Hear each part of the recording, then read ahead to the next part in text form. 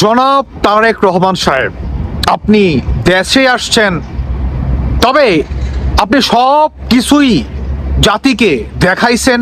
আপনি যেখানে যেখানে গিয়েছেন, ইভেন আপনার শাশুড়ির সাথে কথা বলা, ছবি তোলা থেকে শুরু করে ইত্যাদি ইত্যাদি, ফুলের মালা পর্যন্ত দিয়ে আপনাকে যে বরণ করে নিয়েছে, এটা পর্যন্ত জাতিকে আপনি দেখিয়েছেন। ইভেন বাংলাদেশের গণমাধ্যমগুলা এগুলাকে প্রকাশ করেছে। কিন্তু সবচেয়ে বড় দুঃখের বিষয় সেটি হচ্ছে আমাদের বাংলাদেশের সাবেক 3বারের বৈধ এবং নির্বাচিত ভোটের মাধ্যমে, জনগণের ম্যান্ডেটের মাধ্যমে যে সাবেক প্রধানমন্ত্রী বেগম খালেদা জিয়া, আপনি যখন আপনার মার সাথে দেখা করেছেন, ইভেন আপনি ডক্টরদের সাথে বৈঠক পর্যন্ত করেছেন, সেটার কোনো চিত্র কিংবা ভিডিও ফুটেজ আমরা দেখতে কিন্তু পাইনি।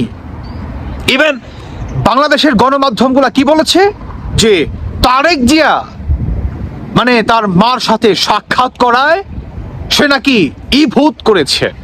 ভাবা যায় এগুলা? তাহলে ভিডিওর ফুটেজটা কোথায়? এটা আমার কথা না, আমার কথা না, বাংলাদেশের জনগণের কথা।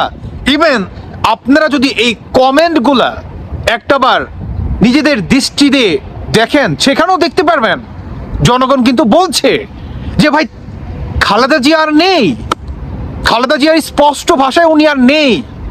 মৃত মানুষ কিভাবে এগুলা প্রকাশ করতে পারে? কেন তাহলে ভিডিও ফুটেজ দেখাচ্ছে না জাতিকে?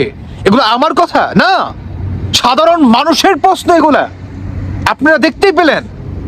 হ্যাঁ, এগুলা কি আমি নিজে লিখেছি, নিজের মুখ থেকে বলেছি? না রে ভাই, প্রতিটা বাংলাদেশের জনগণের মনের ভিতর থেকে আসা এগুলো কথা। কেন আপনারা এটা প্রকাশ করছেন না? ধরেন বাইনি চান্স কোনোভাবে আপনাদের মানে তর্কের খাতিরে আমি আপনাদের সাইডটাই নিচ্ছি, জনগণের কথা বাদ দিলাম, আপনাদের সাইডটাই নিচ্ছি যে বেগম খালেদা জিয়া উনি ইনস্টেন্ট নাও, এখন পর্যন্ত আল্লাহ তাআলা উনি আমাদের মাঝে বাঁচায় রাখছে, আল্লাহ ওনাকে বাঁচায় রাখছে। এখন কথা হচ্ছে তাহলে একটা ভিডিও ফুটেজ দেখান জাতির উদ্দেশ্যে, একটা ভিডিও ফুটেজ। কারণ আপনি দেশে ফেরার পর বাংলাদেশের যেখানে যেখানে আপনি গিয়েছেন, সমস্ত জায়গার ভিডিও ফুটেজ আপনি কিন্তু জনগণকে দেখাইছেন। শুধুমাত্র দেখাননি যখন আপনি আপনার মার সাথে সাক্ষাৎ করতে গিয়েছেন, সেই ফুটেজ কিন্তু আপনি দেখাননি। এখন এটা কি অধিকার বাংলাদেশের মানুষ রাখে না? অবশ্যই রাখে। জনগণ রাখে না? হ্যাঁ রাখে। সেই রাখা থেকে আপনি জনগণকে তুচ্ছ করে দিচ্ছেন। সেই অধিকার থেকে বাংলাদেশের জনগণকে আপনি বঞ্চিত করছেন। এটা রাইট কি আপনি রাখেন? আমি জনগণের মানে কথার পৃষ্ঠে আমি কথা বলছি, আমি একজন সাধারণ জনগণ হিসেবে কথা বলছি। আমার কথা ব্যক্তিগতভাবে টেনে নিবেন না, বলেন। হ্যাঁ, সেই অধিকার থেকে কি আপনি বঞ্চিত করছেন না? এখন আসুন, ধরেন কোনোভাবে মানে আপনার সেই এতদিনের ধরে যেই সত্যটা আপনারা লুকাচ্ছেন, কোনোভাবে এটা প্রকাশ পেল, কোনোভাবে এটা প্রকাশ পেল, তখন আপনারা কি বলবেন? কি বলবেন জাতিকে? জাতি তো জানে। তো এটা কি আপনাদের আগামী ভবিষ্যতে বড় ধরনের একটা প্রভাব ফেলবে না? আপনাদের রাজনীতিতে ফেলবে কিনা? সাধারণ জনগণ আপনাদেরকে কিভাবে দেখবে?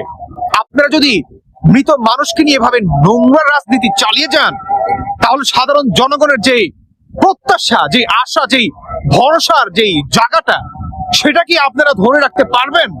আপনাদের কি এইটাই মনে হচ্ছে যে আপনারা এখন মানে জনগণকে তখন একটা নুরা বুঝ দিয়ে দিবেন, কোনোভাবে জনগণ সেটা হ্যাঁ জি হুজুর বলে তারা মাথা পেতে মেনে নিবে?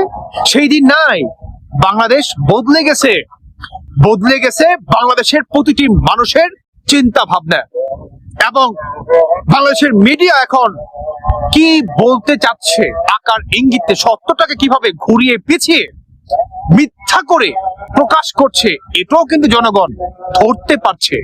তাই বলবো, সত্যটা জাতির উদ্দেশ্যে উন্মোচন করুন, জাতির উদ্দেশ্যে সত্যটা প্রকাশ করুন প্লিজ। যদি উনি বেঁচে থাকে, আপনি যেমন করে আসার পরে সকল জায়গায় আপনার ভিডিও ফুটেজ রয়েছে। আপনার শাশুড়ি আপনাকে ফুল দিয়ে বরণ করা থেকে সমস্ত এভিডেন্স রয়েছে, জাতিকে দেখাইছেন। ঠিক তেমন ভাবে আপনি আপনার মার সাথে সাক্ষাৎ করেছেন। কোনোভাবে ওনার যদি সেন্সলেস উনি হয়ে থাকে, তাহলে ওনার মাথার পাশে যেই মনিটর থাকে, মনিটর যেটাকে কেন্দ্র করে মানুষ বা ডক্টররা বুঝতে পারে ওনার কন্ডিশন কোন পর্যায়ে রয়েছে, ওনার অবস্থা কি বর্তমান, অন্তত সেটারই একটা ফুটেজ দেখান। অন্তত সেটারই একটা ফুটেজ দেখান। এটা বাংলার জাতির অধিকার। কেমন দর্শক বন্ধুরা, আমার আর কিছু বলার নেই। বাকিটা আপনাদের ব্যক্তিগত মতামত অবশ্যই জানিয়ে যাবেন। ভালো থাকুন সবাই।